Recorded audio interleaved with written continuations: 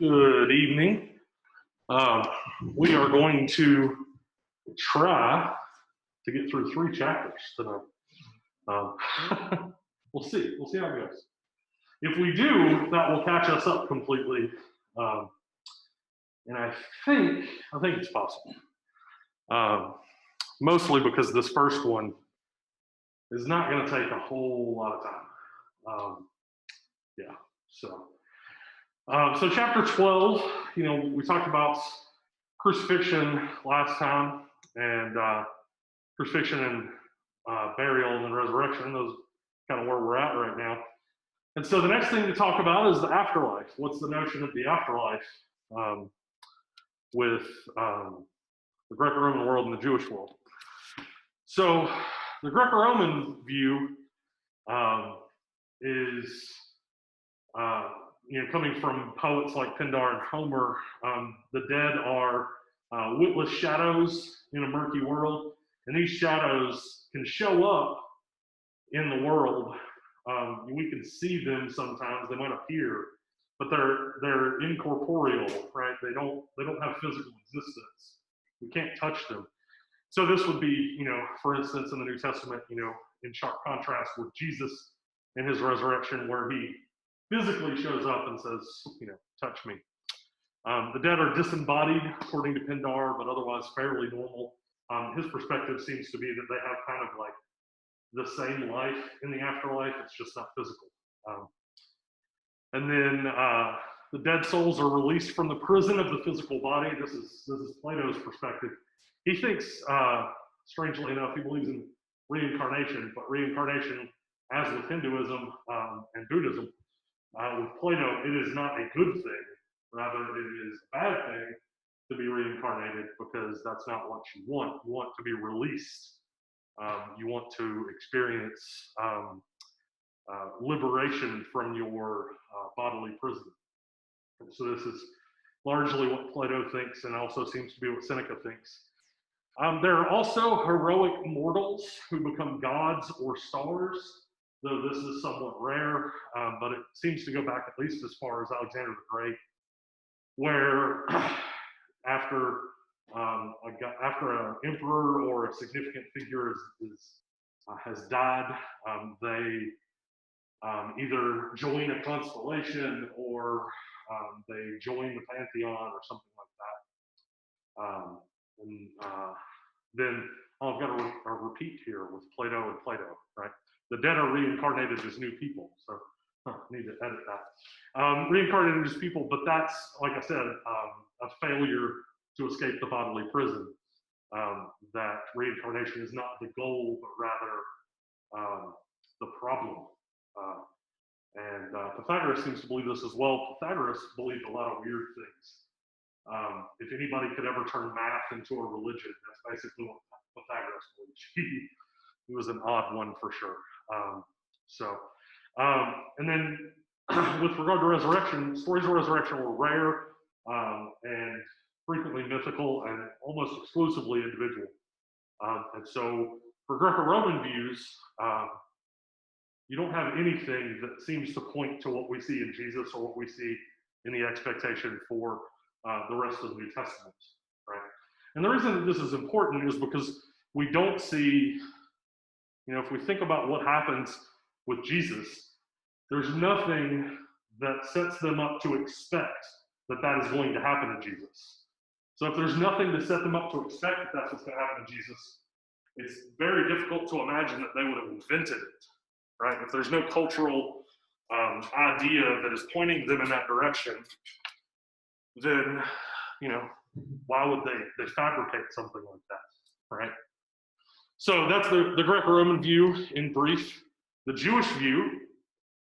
Sorry, first one. Yeah, sure. I feel like the traditional, or like what our modern view of Greek and Roman mythology, is that not like with Hades and kind of that view of? Yeah. So Hades is a thing, right? Hades is a thing, but like with Homer, right? They're sort of Hades isn't like an embodied reality. right? And it kind of goes back and forth, right? It depends on who you're talking to regarding how that all plays out. Plato says that, if I remember correctly, Plato says that people don't come back from Hades because it's so good there, right? And that's why reincarnation is a punishment, right? You haven't escaped your physical body, and that's sort of the goal, right? And so there's some variation within the Greco-Roman perspective regarding what that is. And we even start to see the Greco-Roman view bleeding into the Jewish view, which then ends up impacting the New Testament view. Because we see things like a concept of Hades bleeding into Judaism, which then bleeds into the New Testament. Yeah. So, does that make sense? Yeah. So the Jewish views, it seems starting at least with Genesis 1-3, humanity is created for immortality, but not with immortality. We see this sort of with the tree in the garden, right? It seems like the tree is sort of the source of immortality for them, because when they fall, you have God saying, we need to get them out of the garden because otherwise they'll have access to this tree and they'll live for forever. And so we need to get them away from that, right? But the initial goal was that humanity would experience immortality. They would experience immortality in the context of their relationship with God. They weren't created with immortality by nature, but they were created to experience it in relationship with God. Then the rest of the Old Testament seems to talk about this thing called Sheol, which is sort of a really weird concept. And Sheol, this is where we start to blend. This is what ends up getting picked up by Hellenistic influence and sort of blending Hades and Sheol. And so by the time we get to the New Testament, we get the notion that you have this sort of underworld, and the underworld is sort of generically referred to as Hades or Sheol. And within it, you have a place of torment, and you have Abraham's bosom. And that's what we see in the parable of Lazarus and the rich man, right? That Lazarus goes down and he's with Abraham, and then the rich man goes down and he's in the place of torment. And that seems to be sort of like a Hellenized Jewish perspective on the afterlife, right? That it's sort of blending Hades from Greco-Roman mythology with Sheol from the Old Testament. Unfortunately, the Old Testament doesn't seem to give us a whole lot about the afterlife. It just doesn't seem to talk about it. So it's entirely possible, and there are in fact a lot of interpreters that go in this direction, that would take Sheol just as your grave, right? Like when you're buried, that is Sheol, right? But then other interpreters say when you're buried, that's Sheol, because in burying you, you go down into the lower part of the world, right? And so Sheol is the underworld. So it's really like, it's hard to say. You don't have like an Old Testament text where Moses is like, here's how the afterlife works, right? Which would be really nice. It's a weird question. Burial. Was that the common practice? Was to bury in the ground? If this Sheol has this metaphorical, right? I'm going under the ground.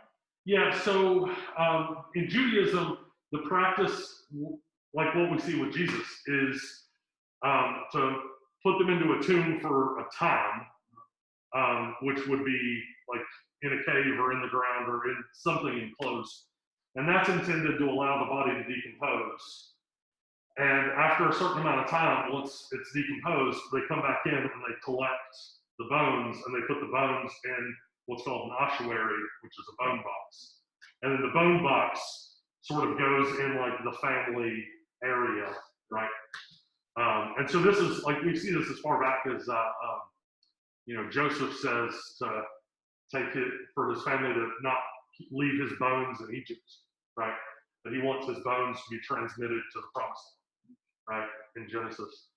And so they take it, and we see in Exodus that they take him with them, right? Take Joseph's bones back to the promised land. And so that tends to be the custom. I'm not sure if that's like consistent throughout Jewish history, but I know at least that happens at points in time in Jewish history. In fact, there's an ossuary that we found not long ago that was in the media for a little while. You may remember this. It says James, the son of Joseph, the brother of Jesus, on the ossuary. That's what's carved into it. And so there were a lot of people that were saying, well, James, son of Joseph, brother of Jesus, sounds an awful lot like Jesus' brother James, right? I mean, Jesus maybe was a common name. Joseph maybe was a common name.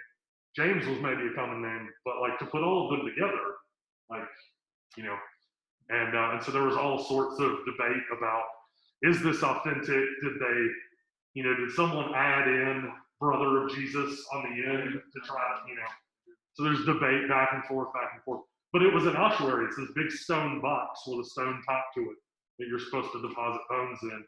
And then it's supposed to say who it is. And generally, it's just one generation. Generally, it's just, James, son of Joseph, right? So to add brother of Jesus is kind of atypical there. And there's some New Testament scholars that really were convinced that it's legit. And there are a bunch of others that were like, no, somebody just added brother of Jesus. And it kind of went back and forth a lot. So, anyway, the views on the afterlife, like you just don't have a consistency in the Old Testament.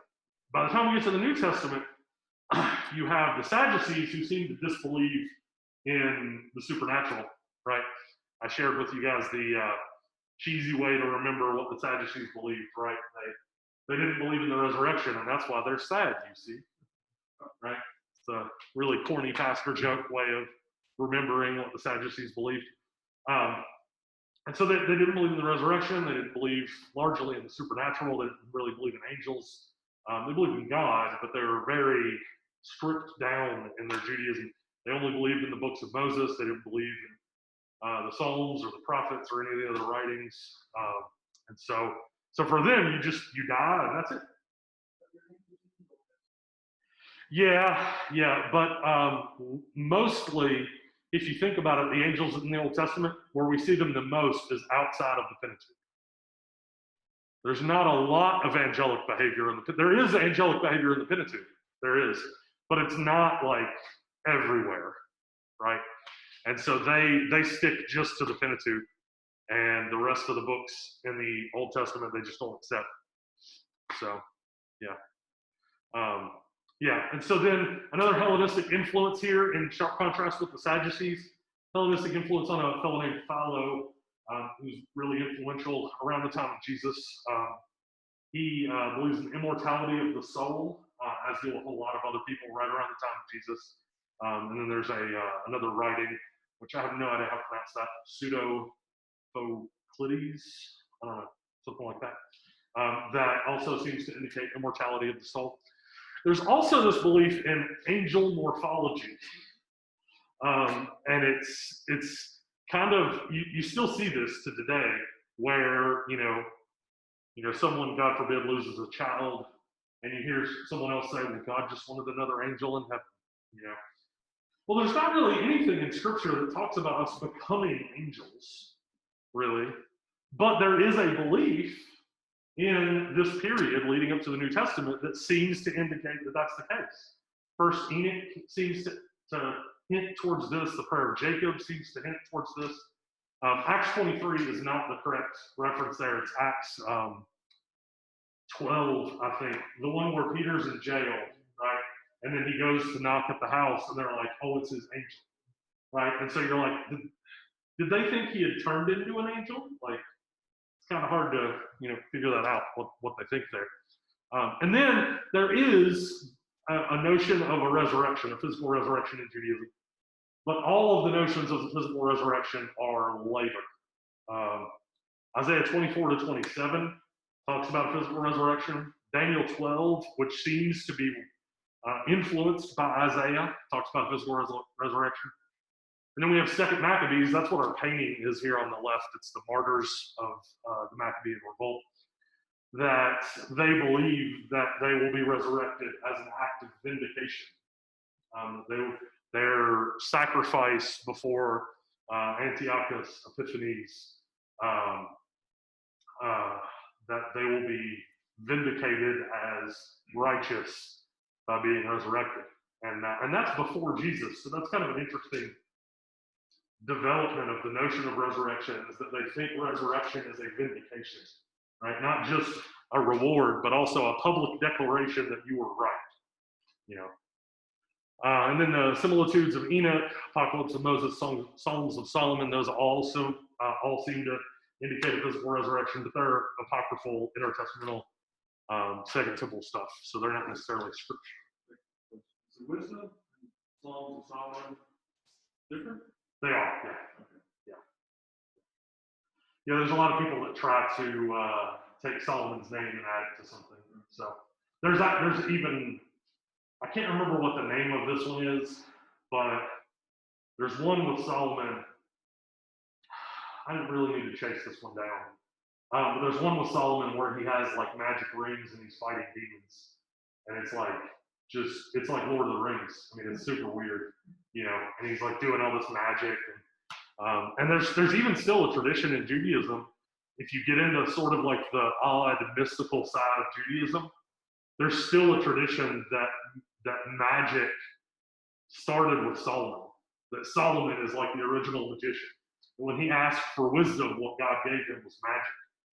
So there's this element in Judaism from way back in like Kabbalah and other mystical forms of Judaism that point back to Solomon as the originator of magic.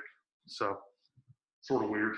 So these are kind of the views of the Jewish view of afterlife and the Greco-Roman view of the afterlife. Like I said, this chapter is kind of small. And so that's that chapter. I do have a video of a much younger N.T. Wright from about 20 years ago talking about the resurrection in Judaism. And so it's only, I think, a minute or two long. So we're gonna watch that real quick.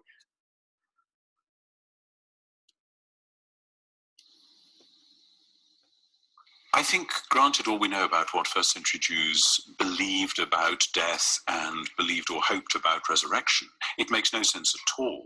You see, if Jesus' followers had seen a vision, if they had had a revelation, they had categories already available in their culture to talk about seeing an angel or maybe being visited by a spirit.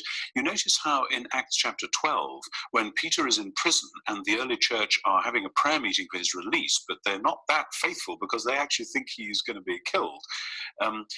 And then Peter is miraculously released and then shows up at the house. And when he's still outside knocking on the door and the little maid Rhoda says, it's Peter, they say it must be his angel.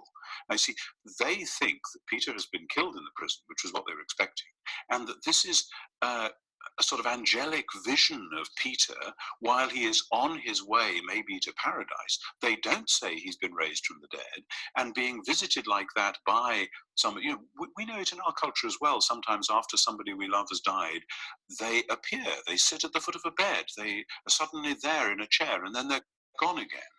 And for them, that would be perfectly compatible with the normal process of grieving and mourning and the normal process of burial. They would bury the body, and then a year or so later, a secondary burial, they would collect the bones and put the bones in an ossuary.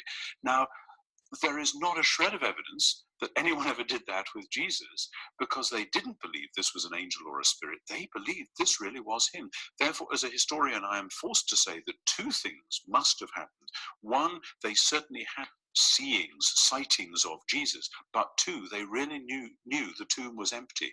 Either of those without the other, they would have had easy explanations. Empty tomb, somebody's stolen the body. Visions, it's just one of those visions, they happen, and it doesn't mean he's not dead. But the fact is, they said he isn't dead anymore. Resurrection is not a way of re-describing death in a rather more hopeful fashion. It's a way of overthrowing death. That's at the center of the New Testament. Yeah, so there's a big shift there that it's really important to thinking about, you know, the crucifixion and the resurrection, that the single resurrection of Jesus is not an expected thing. You see this even in the Gospel of John, right? When Jesus shows up for Lazarus and he says to Martha, your brother will live again. And she says, oh, no, he'll rise at the resurrection at the end, right? Because to her, like, that's the only resurrection that exists, is the resurrection at the end. There's no immediate resurrection. There's no individual resurrection. There's just that end resurrection. And so there's nothing to indicate that the disciples would have at all expected that there would be a singular resurrection of Jesus in history apart from the resurrection of Jesus with everyone else at the end. That's all you seem to really have in the Old Testament. If you have anything of resurrection in the Old Testament, like I said, all you really have is 3 chapters in Isaiah and a few verses in Daniel. And so there's not an expectation of that. And the fact that that happens and that that's their conviction is a startling development. We shouldn't expect that sort of thing. Right? We shouldn't expect them to invent that. And so that leads credibility to the historicity. Right? Does that make sense? Are we all good? Okay. So the next 2 chapters are just the story of Easter, one according to Paul, the other according to the Gospels. And so that's what we'll endeavor to make our way through for the next little bit. So Paul makes this wonderful claim in Romans that Jesus is declared the Son of God by the resurrection. Right? And so his perspective on the resurrection is it is everything. We talked about this in 1 Corinthians chapter 15, right? If Christ is not raised, then we are still in our sins and among men must be pitied. And so the resurrection is everything. And so Paul sees this as something starting with the disciples. He has his own testimony regarding the risen Christ. Like we said, resurrection is something that isn't expected in Judaism, becomes central in Christianity. Resurrection as a metaphor for the socio-political restoration of Israel is deployed as a metaphor for participation in the Messiah's life-giving power. You see this clearly with Paul in Romans, where he talks about our baptism as being buried with Christ and coming out of the water as being raised with Christ, right? That we are resurrected with him. We are united with him in his burial, united with him in his resurrection. And there's this song that came out in the past, 5 years or so, and there's a line in it that says, as I sink beneath the waters that Christ was buried in. And it's just always struck me as funny that people sing things without really thinking about them. And so, I've asked people in church, was Jesus buried at sea? Right? Is that what's happening here? You know? And the solution to that is that the lyric is a reference to Romans 6. Right? Jesus is buried in the earth, and the way that we're united with him in his burial is that we go beneath the waters. And that when Jesus emerges from the tomb, we emerge from the waters, and we're united with him both in burial and in resurrection. And so that's what the song is trying to reference. But most of the people singing that song just have no idea that that's what it's referencing, right? And so it's just always been odd to me when people are, singing things and they don't realize what they're singing, right? 1 and 2 Thessalonians, Paul references Jesus' resurrection, his present location in heaven. This is a big deal for Paul and for really early Christianity, that Jesus is not just resurrected, but resurrected and now seated at the right hand of the Father. Because if we think back to the whole honor-shame thing, crucifixion is horribly shameful. And so now to portray Jesus as seated at the right hand of the Father, that's an incredible honor claim. So you have to be able to present that to say Jesus has been vindicated, right? What we just talked about with the Maccabees, that their resurrection will be a vindication that they were right. That Jesus is vindicated not only in his resurrection, but in his enthronement, that he is placed in a place of honor at the right hand of the Father. Paul also informs the dead that the dead in Christ will be raised at the Lord's return. This is in fact where we get the notion of, what is it? Not the tribulation. What am I thinking? Can't think of the word. Rapture. There it is. The rapture. This is where we get the notion of the rapture, which is actually probably a misguided notion because it comes from a Latin translation of something in 1 Thessalonians, that this notion that Jesus is going to come back and collect people and all of that stuff with the way that the end times work out. It's probably a misunderstanding of the passage. But we can explore that a bit more when we get to 1 Thessalonians. Have a little bit more time to discuss it at length. In Philippians, Paul speaks of the Christian life as participating in Jesus' resurrection power and hope for physical resurrection.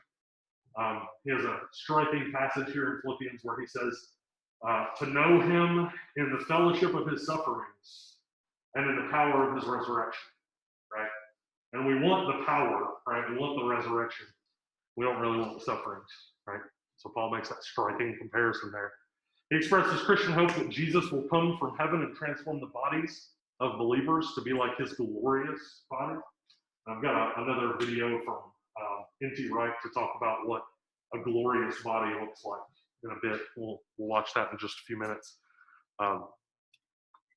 With Ephesians and Colossians, and these are disputed letters. These are letters that some people say Paul didn't write, but I think he probably did. And Wright and Bird, I believe, agree with me on that, or rather, I agree with them. That's probably the right way to phrase that. Not that they are like even aware of my existence, you know. I have talked to Michael Bird a couple of times, but N.T. Wright has no idea who I am. So, and I don't even know that Michael Bird would remember me, but I have talked to him. So, Paul described how humankind has been brought from death to life in the Messiah. See this in Ephesians chapter 2. He uses resurrection metaphorically to describe the present ground of Christian living. That's what we should live from, the resurrection, that is the fundamental thing that has changed reality. Paul places Jesus' resurrection in parallel with the creation of the world, and he does this elsewhere as well, right? With in 2 Corinthians, we talked about the new creation, right? That now in the resurrection, we are a new thing. And so creation has begun anew, and in that same sort of way. And then he associates baptism with dying and rising in Colossians, as he also does in Romans. Speaking of Romans, and the text gets a lot smaller here, I probably should break this into 2 slides because there's a lot in Romans. So Paul claims that the resurrection makes Jesus the true ruler. This is where he is declared the Son of God in power by the resurrection. He describes God's act in giving the ability to have children as an example of God giving life to the dead. He implies that Jesus' resurrection is his vindication, which thereby vindicates or justifies his people as well. And this is, that same thing with honor and shame, right? If you've died a shameful death, that's going to be a pretty strong strike against you. I read an article about crucifixion the other day that said if you could imagine somebody going forward a couple thousand years and everyone is wearing a necklace with an electric chair hanging from the necklace, like how ridiculous would that be? And then you walk into a building and they have an ornate electric chair hanging on the wall, right? And everyone is praying in the direction of the electric chair. And you're like, this is very strange, right? That's how that would feel for Romans, right? That to show up today and see people wearing a cross, we saw the quotes from Cicero last week, right? That even the word cross should be removed from a Roman citizen. That a Roman citizen shouldn't even hear the word cross, right? That's how terrible it was, right? You read, certainly somebody made a study, how that came to be, how this way of annihilating someone in this fashion came to be, how that evolved prior to. I'm not sure. Why is you could who came up with a body that you right himself, right where you crucify him, come up and into that realm at this time. Yeah, clearly derived from something. Yeah, no, that's a good question. Drawing and quartering people later. Right. Awful things you can do. Right. Yeah, that's a really good question. I haven't really thought about that before. I know it's a Roman thing. I don't think anybody prior to the Romans had done it. I know, for instance, one of the reasons that I know that Egypt hadn't done it prior to Rome is because there's a claim that Horus had been crucified, and that's one more parallel between Horus and Jesus. So that Jesus is just a rehashed version of Horus. And that's just a ludicrous claim because the Egyptians didn't crucify anybody. And so it's historically ridiculous to say that Horus was crucified because nobody was crucified by Egypt. And so it's just ridiculous, you know. I mean, on top of the many other reasons why it's ridiculous, there's just a million of them. I recently watched Bill Maher. He did a movie called Religulous, right? Kind of playing on ridiculous and religious. And he's just making fun of theism the entire time, specifically making fun of Christianity. And he makes a lot of those claims about Jesus being just another dying, rising God. And it's just, you know, you watch it and you're like, man, you just don't know what you're talking about. like these parallels that you think are there are just not there, you know. If you actually study out the mythology that you're talking about, but it, you know, it seems persuasive because if you make a claim about an ancient religion, most people are just going to take it at face value because most people can't call you on that. You know, if I make some audacious claim about, you know, a Canaanite deity, most people aren't going to say, no, that's not true. You know, they're just going to assume if you're confident enough to say something about a Canaanite deity, you probably know what you're talking about. And so he just gets by on it, you know. But anyway, yeah. So that's a good question. I need to look into that. See if I can find something about that this week. Paul speaks of believers being reconciled through Jesus' risen life. He draws together the future hope of the resurrection with the metaphorical description of dying and rising in baptism, which is what we just talked about a moment ago. He emphasizes Jesus' resurrection as the cornerstone of Christian hope. And he highlights belief in the resurrection as central. He speaks either metaphorically or literally of the resurrection of Israel, which that is a really, really, really hot topic. Trying to figure out what Paul's doing with the nation of Israel in the latter half of Romans. Like, what does he mean by that? And where is he going with that? And I'll just be honest, I have no idea. I just don't know. Yeah, that is above my pay grade, man. I don't know. Then Paul places the risen Christ at the center of his exhortations to unity. And so for him, the resurrection just changes everything, right? Everything. Resurrection is absolutely central. In fact, our word crucial comes from the Latin word to crucify, right? Or the crux of the argument. Crux comes from the same word for cross, right? So those terms are central, right? That kind of thing. Not to stretch etymology too far, you know, but it is interesting to note. And then in 1 Corinthians 15, and we talked about this a few weeks ago, the gospel is anchored in the resurrection of Jesus. If the resurrection didn't happen, the gospel is null and void. Jesus' resurrection is the beginning of the resurrection from the dead. He is the firstborn of those resurrected from the dead, which means that others are going to follow him in that resurrection. If the resurrection were not true, then the central nerve of Christian living would be cut. The resurrection body is a new and glorious body, of which the risen Jesus' body is a prototype. And the resurrection is about the transformation of present corruptible physicality, resulting in the victory of life over death. And so, yeah, go ahead. I have a question about that. Maybe it's just why would you say the body rising or a new body at some point coming in is so critical to Paul and the early Christians? Why do we need a body at all? Yeah. Yeah. Is it because of this part, which is it's another kind of indication that we're going to take your, you know what I'm saying? Yeah. That we can, it's a new creation in a way, or is that coming from something earlier? You've shown that it isn't. So yeah. I think for them initially, later theologians developed this thoroughly, right? Athanasius in the 4th century writes on the incarnation. Why did Christ have to be human? Why did he have to have a body? Why does he still have a body? Why do we have to have a body, right? Goes through all of this separately. But for the 1st century Christians, I think it mostly has to do with God restoring everything, right?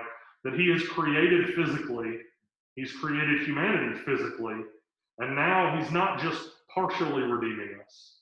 He's not just redeeming a part of us and leaving physical reality to burn, but he's redeeming us physically, and he's redeeming physical creation, right? And all of the things that he created that were initially good will be good once again, right? That he's bringing everything back to Eden, that it won't be messed up anymore, right? I think that's, I mean, and maybe I'm reading some of later theologians back into Paul. Maybe he wouldn't have articulated that. But I think that's sort of the crux is that God is going to redeem everything. And N.T. Wright's huge on this. N.T. Wright loves the whole notion of, it's everywhere, right? It's everywhere. That physical creation is going to be redeemed. We're not going to be disembodied spirits hanging out somewhere, right? Which is just so ubiquitous in every presentation of the afterlife, is that we're going to be streaming hearts floating on a cloud, and N.T. Wright says, no, that is not what's going to happen. And I think he's right. Because as you study the early church and early theologians, what Athanasius and later theologians say is that it is the union, let me try to do this in the easiest way I can. When God creates humanity in the garden, he creates us in union with him. Like we were saying earlier, God doesn't create us as immortals. He creates us with the potential for immortality in context of our relationship with him. Then we destroy that relationship, and we can't fix that relationship. So what God does to fix that relationship is he becomes one of us and elevates us back into that union with himself. And so for the theologians in the 3rd, 4th, 5th century, they say that since our union to God is contingent upon Jesus, that in Jesus you have the union of divine and human, right? And that's how God repairs the relationship between divine and human, is by creating that relationship anew in Jesus. And so since you have divine and human in Jesus, humans now can relate to divine through Jesus. And so their perspective is that if Jesus' humanity goes away, we no longer have salvation. If he doesn't have a body anymore, we no longer have salvation. And so he has to have a body to secure our salvation to divinity. And we have to have bodies, right? That we have to be fully human, he has to be fully human. And if a part of that goes away, either for us or for him, our salvation evaporates. Now, temporarily, we can be without a body, right? Paul says to be absent from the body is to be present with the Lord. But ultimately, to be fully human, that's what has to happen for us to experience salvation completely in the person of Jesus, which unites divine and human together, right? That he repairs that initial relationship that was severed. If you're interested in that topic, there's a book called Life in the Trinity by Donald Fairbairn, who was my graduate advisor, and he talks about shifting the notion of salvation from sin forgiveness, which is what Protestants tend to focus on, to union with Christ, which is what the early church tended to focus on.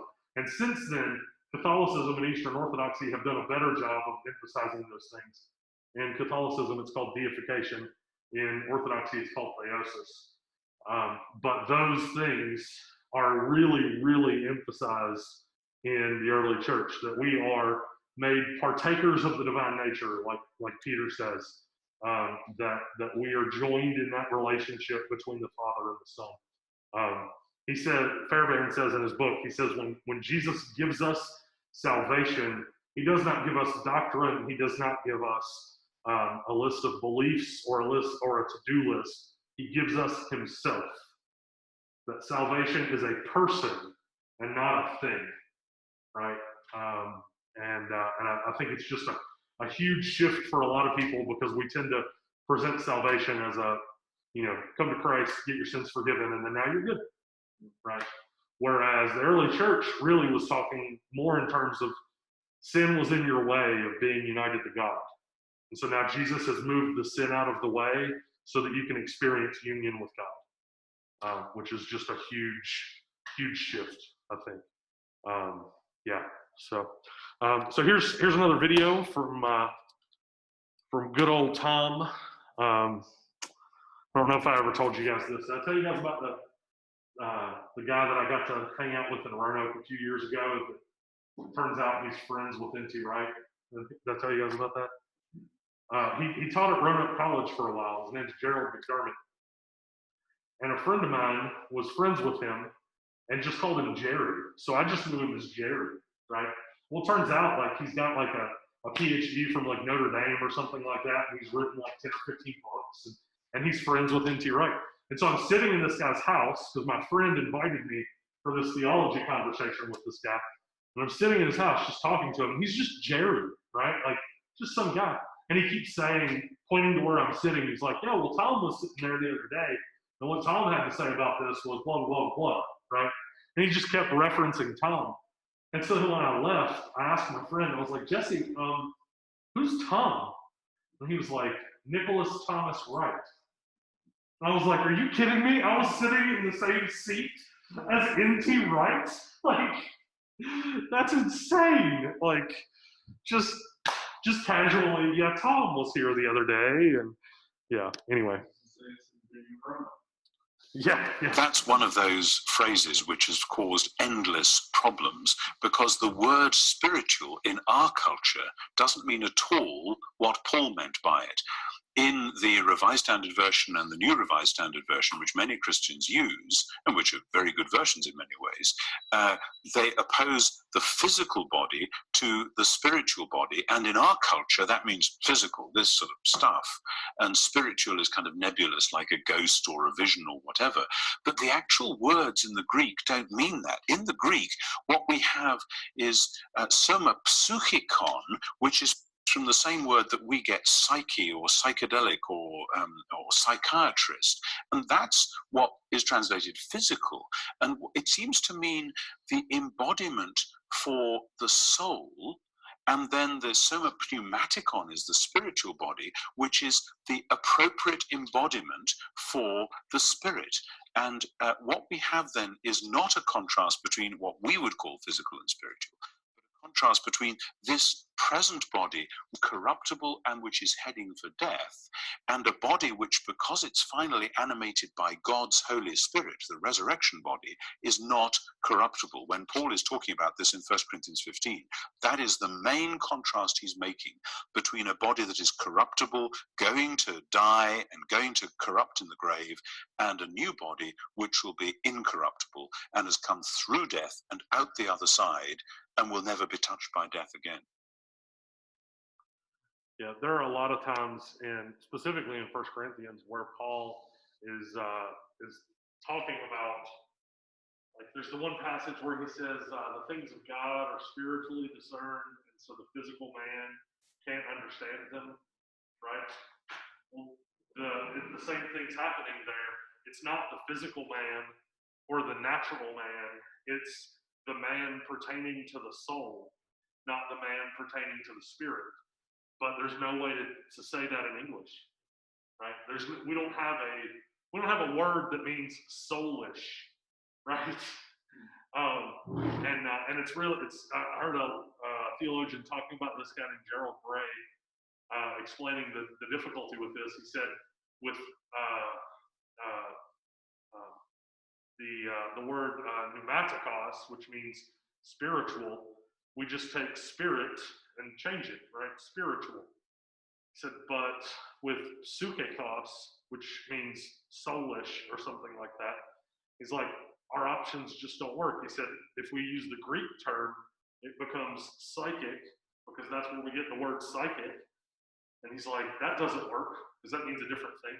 And he said, if you go into Latin, the Latin word for soul is anima, and if you change that, that's animal. That doesn't mean the same thing, right? And he's like, so here we are stuck in sort of linguistic futility without being able to actually translate what really Paul's saying here. And it's a challenge, right? And the same thing happens there with the spiritual body versus the physical body. It's not physical, it's like soulish, right, or something like that. And I'm sorry. Yeah. Yeah. Yeah. Well, Paul does. Paul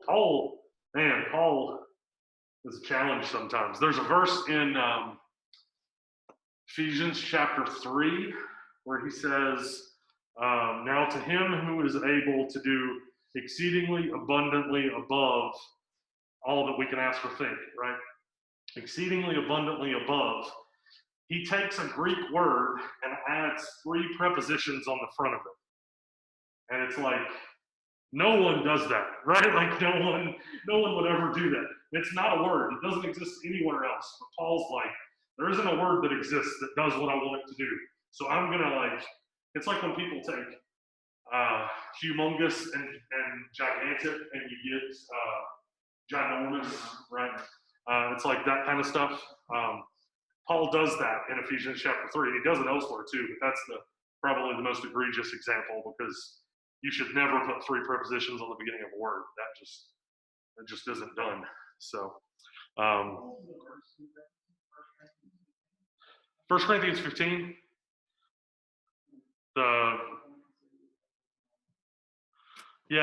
I'm pretty sure it's 1 Corinthians 15, the spiritual body. 1 Corinthians 15 is pretty long, so it may be in an earlier or later part of the verse, or of the chapter, rather.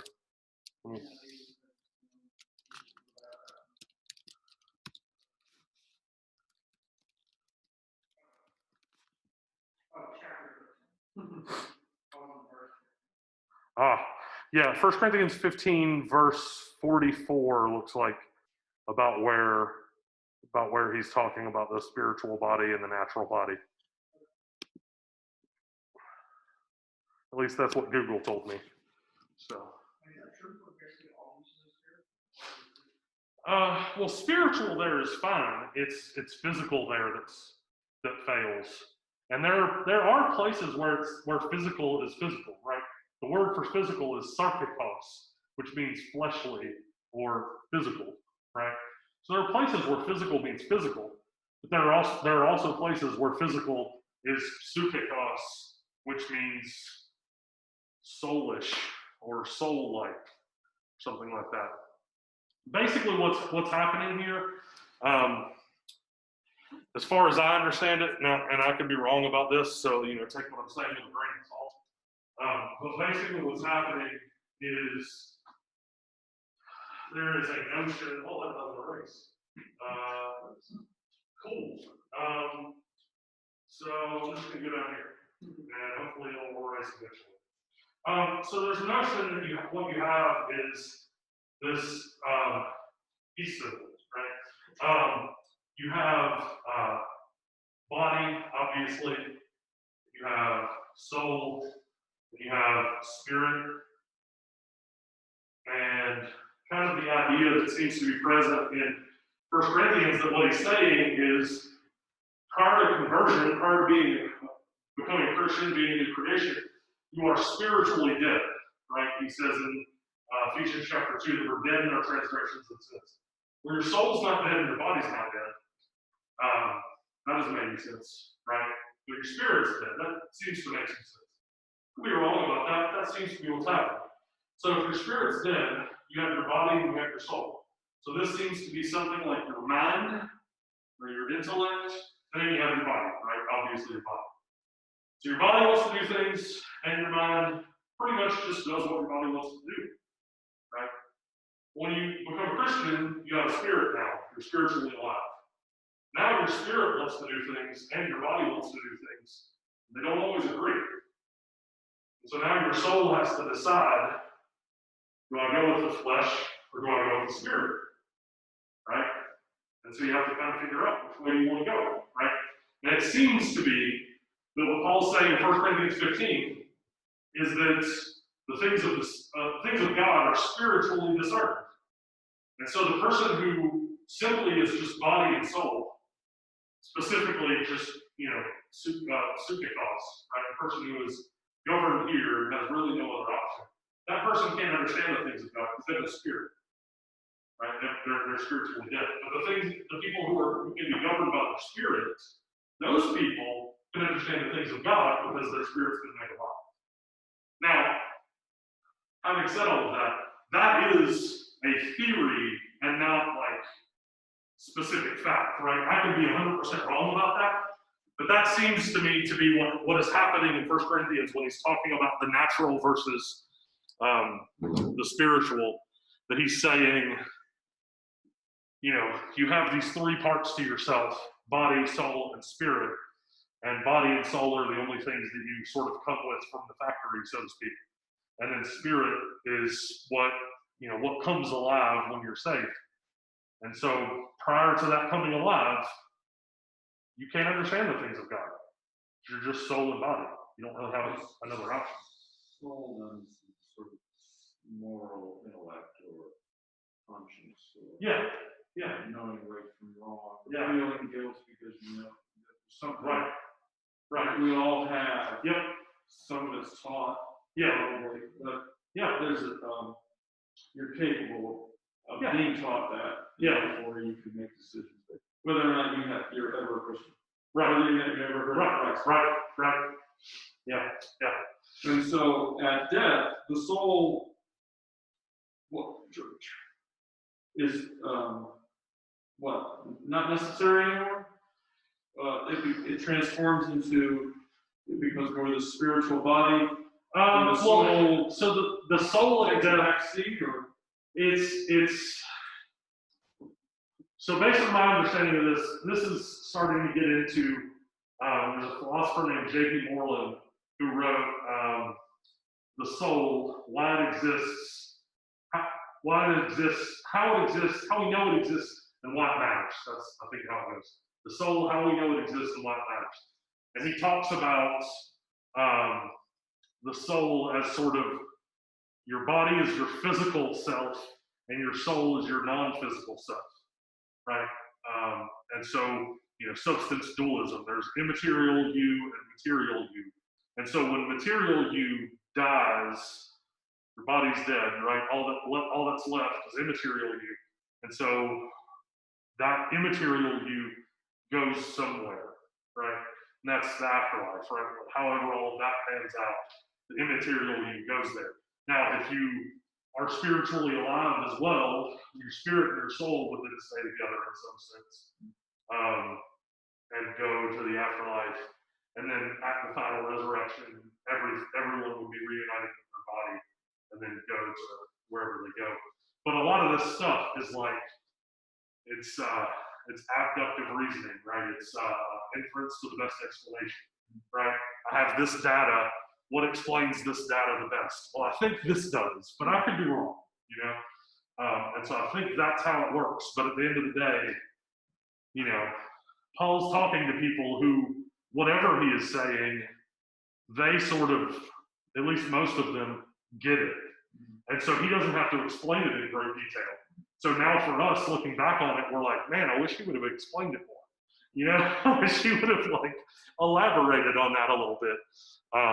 And so, it's tough. It's tough. So, so we've got, we got a little bit more, but not a lot more. It's just the Easter story according to the Evangelists. So we see how far we get, and then maybe we pick it up next week, or maybe we finish tonight. We'll see. So here's another little lecture. I think this one's 10 minutes. I'd hate to watch a 10-minute video and then just dismiss. So that seems silly to me. So in the PowerPoint, you've got the YouTube link there, so you can watch that if you want later.